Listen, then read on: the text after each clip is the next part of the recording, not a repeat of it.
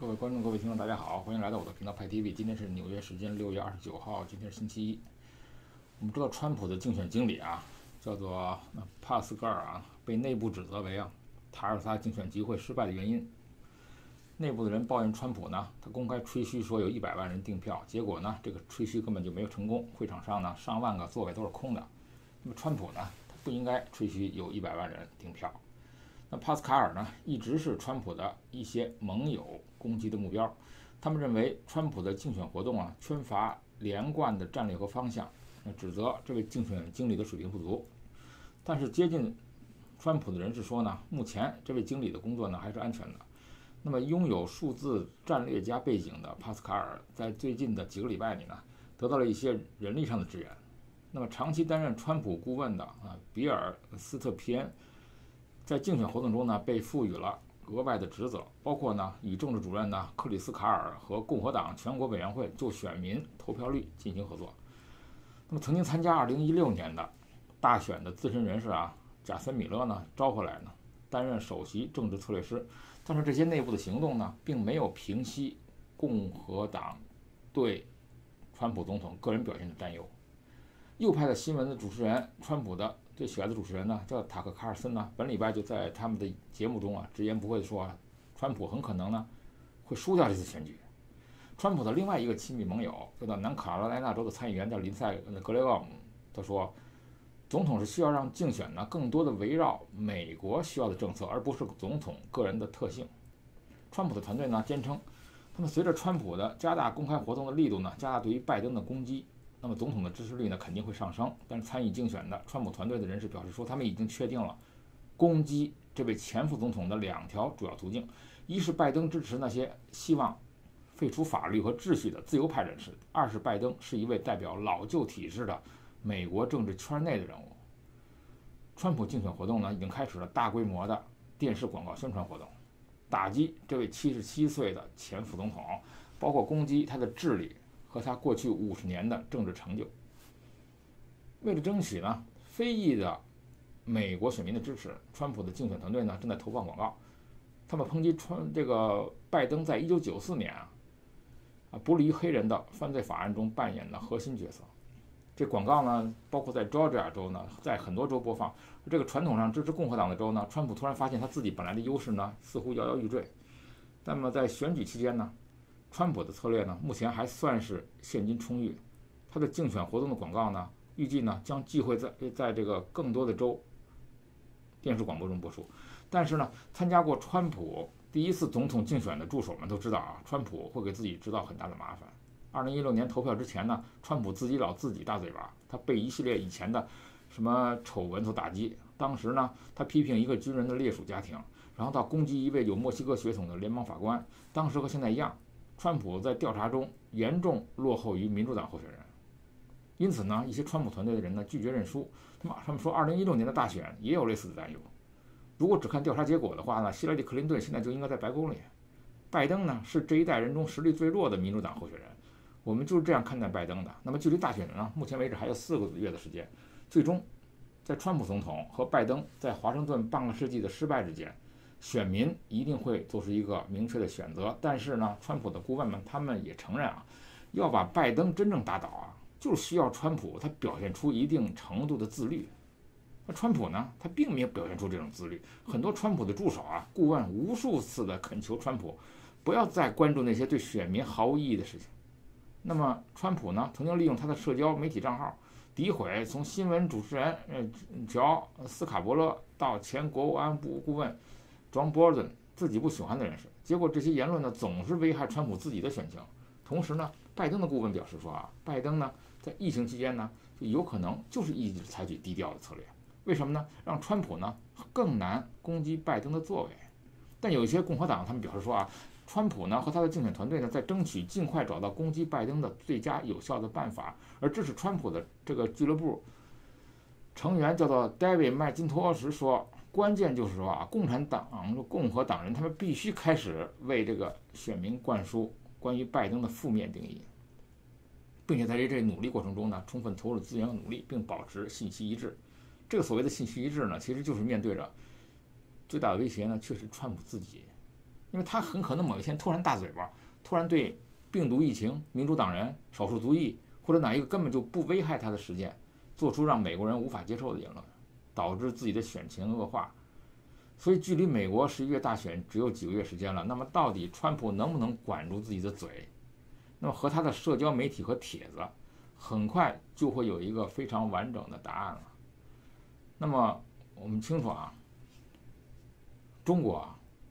现在面临着巨大的危机，被美国制裁的风险。美国的国会呢，现在正在考虑使用美元在国际支付中的关键作用，来惩罚涉港等问题的中国个人、公司和金融机构。长期以来的美国啊，我们知道在全球的货币里面啊，他们占绝对的这个优势，美元确立了美元在全球金融体系中的绝对优势，控制了以美元为核心的国际支付清算的基础设施。美元在全球的外汇储备中啊，占比超过了60%，那么在全球的资金交易中占比达90%，那很多国家和地区的货币呢都是和美元挂钩的。那么利率市场呢也跟随着美联储的利率政策进行操作。美元在国际交易中呢被大多数国家用作报价、支付和清算的工具。同时我们知道美国又控制了国际支付清算的主要通道，就是我们大家都熟悉的寄钱用的这个 SWIFT， 叫做环球银行间金融电讯协会，还有纽约清算所银行同业支付体系系统，叫做 CHIPS。SWIFT 呢是世界级的金融电文传输网络，为全球的金融机构提供支付结算信息服务。那么根据这种情况呢，那么中国的政策执行者呢，其实他面对着这个美国可能的金融制裁呢，这是一个完完全全的、随时的、马上的、立即的风险。那么人民币国际化呢，本身就是一个应对外部金融压力的这个提前谋划、绕不过去的课题。但是我们知道，上次发现人民币的使用率在国际的交易中在下降，只占全球的6%。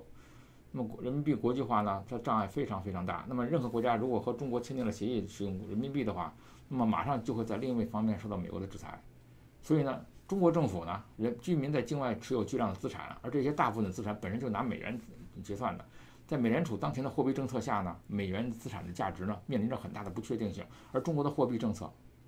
金融开放、金融发展都受到了全球货币金融体系的影响。美联储呢，当前的货币政策下呢，全球货币金融体系中会面临着很大的不确定性，那么有很多的风险。那么对于中国来说，是一个不予以深刻思考的问题。而第三，最重要的是，中国多数的金融机构和实体呢，它的企业开展国际业务，它就是靠美元支付体系。这套支付体系的安全与否呢，就值得担忧。所以这种策略呢，直接影响到中国未来的，甚至这次港版国安法实施以后的针对个人制裁的冲击。1971年，我们知道西巴基斯坦遇到了印度的不宣而战，第三次印巴战争呢即将爆发。自英国的努力撤出南亚以来呢，印度和巴基斯坦已经进入了2次较大规模的战争。那么期间呢，零星的边境交火呢更是不计其数。这是印度的策略。那么至于巴基斯坦东西两部分对印度的夹击之势呢，当时印度很害怕，因为巴基斯坦分为2部分嘛，东巴和西巴，它很难大展拳脚对其中一方向。地图上我们看出来啊，当时印巴双方在克什米尔纠缠的时候呢，东巴基斯坦就是现在的孟加拉，对印度而言呢不亚于芒刺带背，而深受其扰的印度人呢，无论如何也要拔掉这根钉子。那么这时候呢，已经到了1970年代啊，尽管10年前呢，中国和印度的自卫反击战已经成为了过往，但是呢，让几代的印度人啊记忆犹新，怀恨在心。那么总理英德拉甘地夫人呢，十分清楚当时自己的父亲尼赫鲁是怎么因战争失败而下台的。那么对于这次巴基斯坦的战争呢，必须确保国际间每一个环节都万无一失，这是印度的策略啊。我们要看看印度是怎么管理的，怎么策略的。为了避免外部势力的干涉呢，印度首先和苏联达成了一致，带有军事同盟性质的和平友好合作条约，保证了印度在解放巴基斯坦行动中的外部安全。而后呢，在战争爆发的前几个月内呢，英迪拉甘地夫人她会遍访欧美，以寻求支持，这使得印度对西方国家的态度了如指掌。那么当巴基斯坦遭到了印军的首轮打击以后呢，立即宣布全面反击。但事实证明呢，印度只是声东击西，虚晃一枪。那么在西守东攻的这个战略策略下啊，印度人只在西线留下了与巴基斯坦旗鼓相当的军队，相反在东线上集中了全国大部分精锐，意图一举拿下东巴基斯坦首府达卡。此时如果巴基斯坦内部是铁板一块的话呢，印军的战略意图呢未必能够顺利实现。但是问题就在于东巴和西巴之间存在着难以弥合的矛盾和分歧。印巴分治最初是以宗教信仰为界限进行区分的。在这个过程中呢，东西巴基斯坦呢因共同信仰伊斯兰教而划入统一的版图，但是不久之后，东巴人就发现自己在国内明显的处于低人一等的地位。从人口比重看呢，东巴境内的孟加拉人口占全国总人口的56%，但西巴基斯坦却强行将西巴使用的乌尔都语呢确定为国语。在经济分配上说呢，东巴的农业产品呢为国家换得了大量的外汇，但是只享受到其中收入的1/5。换句话说，东巴人始终认为西巴人在剥削自己。本来相距千里的距离呢，使得巴基斯坦呢对于东巴的遥控是力不从心的。那如今孟加拉人又爆发出独立倾向，于是印度就看见机会来了。那么集结了17万大军呢，印度就以帮助孟加拉人独立为由，向驻扎在东巴基斯坦的9万守军发起了进攻。那么我们看今天的世界地图，孟加拉呢3面被印度包围，就剩下南面对着孟加拉湾。那么当年印军对东巴守军的攻击正是以泰山压顶之势展开的。印度陆军呢从东西北3个方向强行推进，海军封锁了孟加拉湾。在苦撑1个月以后呢，孤立无援的达卡守军就宣布投降了。那么达到了印度的战略目标以后呢，印度立即宣布单方面停火，而事实上已经失去东巴的西巴基斯坦也不得不接受既定的事实。那么谈到这儿，有人会问啊，那么印度为什么不直接把东巴基斯坦给吞了呢？当然这是一个当时的选项，但是我考虑啊，当时可能历史重来的话，也不会选择兼并东巴，因为孟加拉国它的人口1.6亿，面积和中国山东省相近，是世界上最贫穷的国家之一。孟加拉人信仰的伊斯兰教，那么如果突然增加了1亿多伊斯兰教的教徒，就会冲击印度国内的社会稳定，就是当时印度无力承担的。不管怎么说啊，印度啊，它拔掉了身后的一根刺儿。自此以后呢，印巴之间的战略天平开始偏向印度，而这样的状态一直延续到今天。这就是印度的策略，印度的管理。回过头来看，印度针对中国，它在采用什么策略呢？现在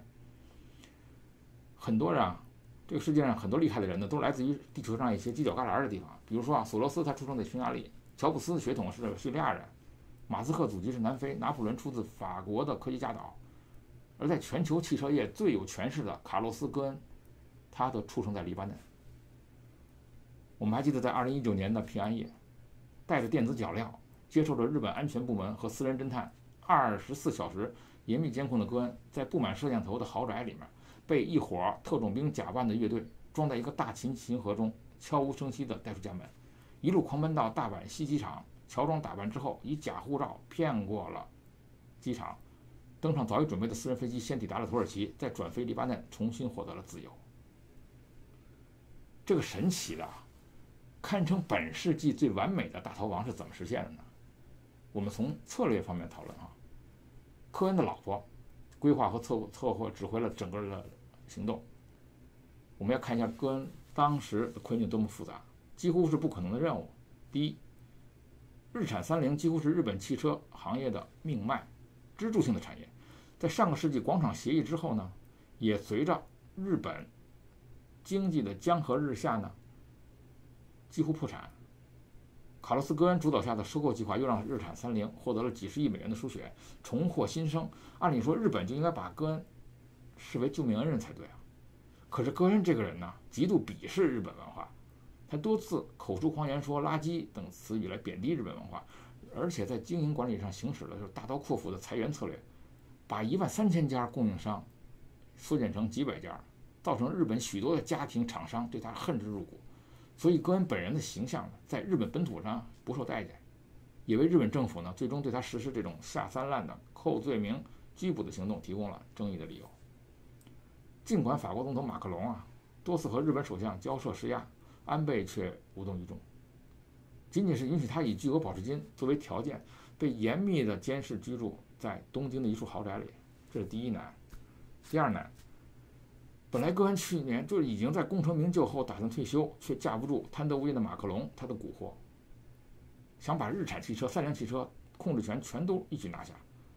可是遭到日本方面的全力阻击，最后双方争执不下，只好各退一步。但是从整体上来看，法国政府占据了主动权，日本一看明的不行，只好把戈恩找了个理由拘捕起来，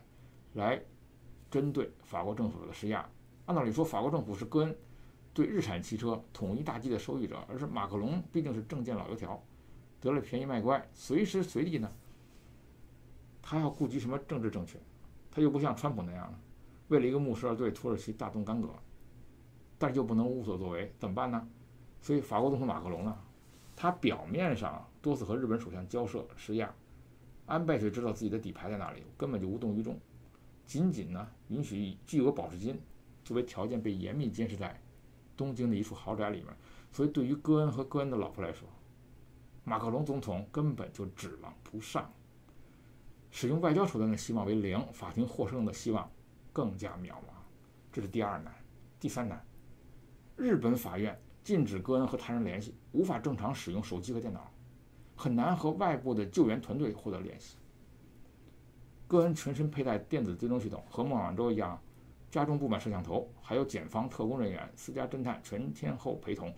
外围360度无死角的监控，等于日本方面对戈恩的一举一动呢，所有的信息随时掌握，而切断了戈恩与外界的所有信息的往来。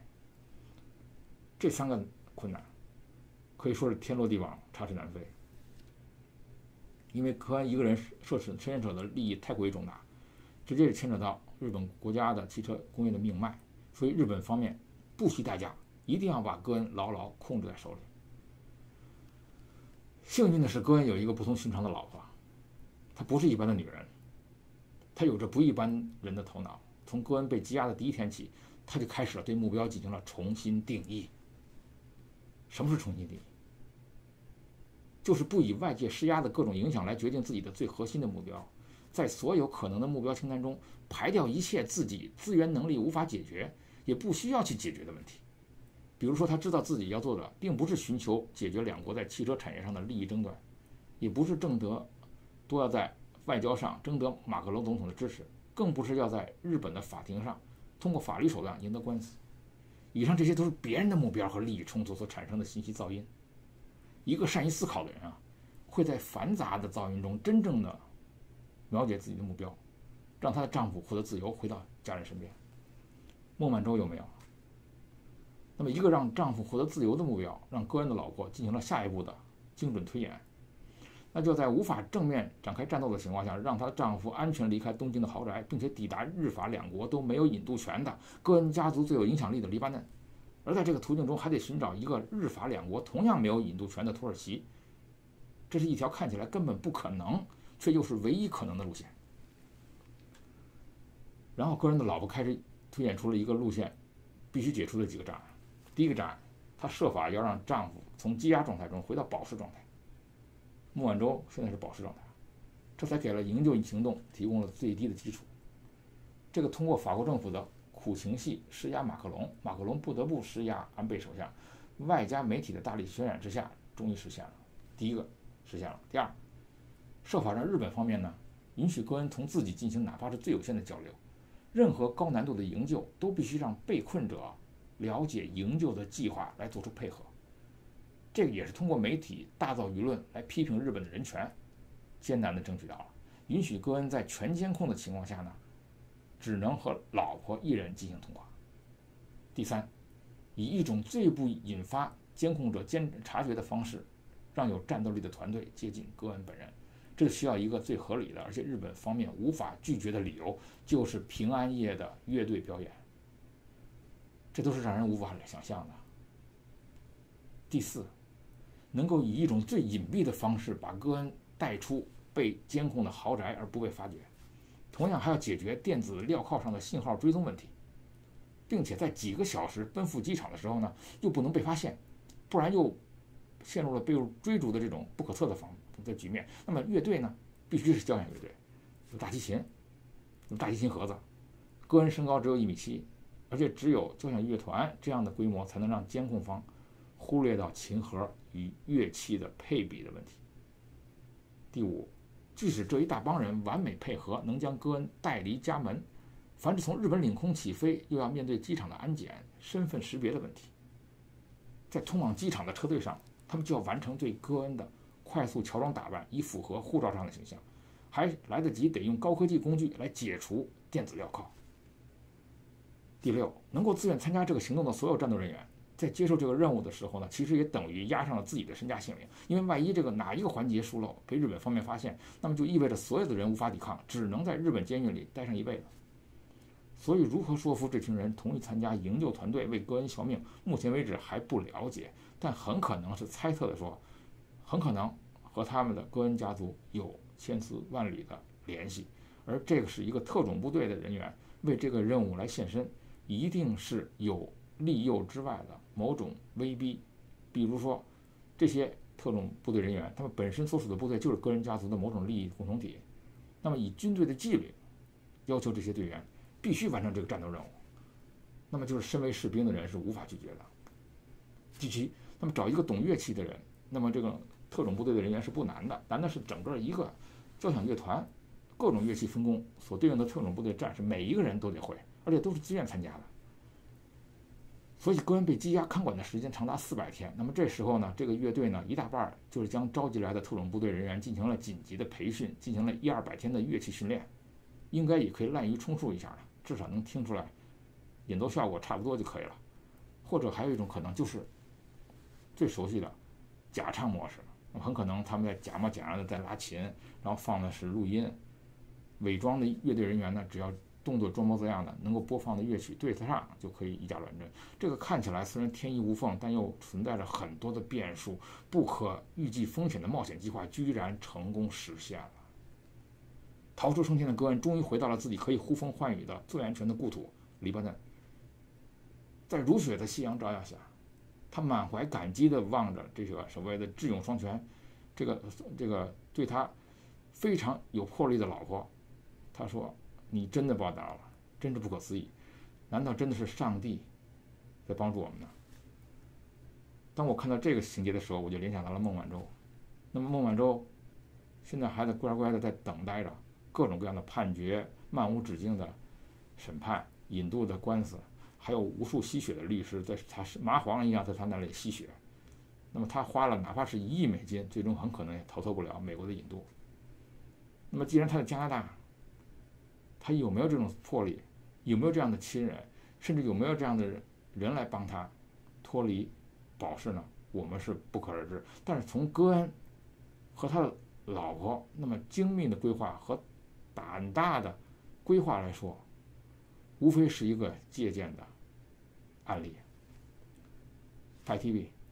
欢迎订阅，我们明天见。